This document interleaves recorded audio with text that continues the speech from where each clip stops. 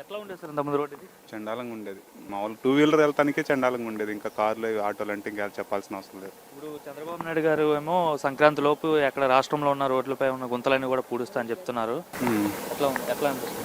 బాగుంది. అంటే గత పరిపాలనలో ఎక్కడా కూడా రోడ్లను పట్టించుకోలేదని చెప్తున్నారు. పట్టించుకోవాలి, చెప్పాల్సిన అవసరం లేదు, కనపడుతుంది మాకు. మేమైతే చూస్తున్నాము. నేనైతే మెడికల్ రిప్రజెంటేటివ్ని. మ్యాక్సిమం నేను కృష్ణా అండ్ గుంటూరు మ్యాక్సిమం తిరుగుతుంటా. కృష్ణా డిస్టిక్లో గుడివాడ వెళ్తుంటాము, నూజివేడ్ వెళ్తుంటాము. ఇటు గుంటూరు డిస్టిక్లో రేపల్లె, ఇటు అంటే నేను రెగ్యులర్గా తిరిగేది మాత్రం మ్యాక్సిమం తిరుగుతుంటారు మ్యాక్సిమం రోడ్ ఫీల్డ్ కోసం. సో అదే గతంలో చాలా ఎక్కువ యాక్సిడెంట్లు అయ్యేవి, బైక్ మీద చాలా మంది పడిపోయేవారు, గుంతల్లో కనపడదు. ఇక్కడ ఎక్కువ బాగా తెనాల్లో కన్నా బాగా కనబడాయి. చాలా మంది నైట్ టైం అయితే కనీసం ఎదురు ఏమొస్తుంది, ఎదురు గుంట ఉందా, లైట్ ఎదురు వెహికల్ వస్తుందంటే గుంట ఉంది ఏముందో కూడా తెలిసేది కదా బైక్ వాళ్ళకి.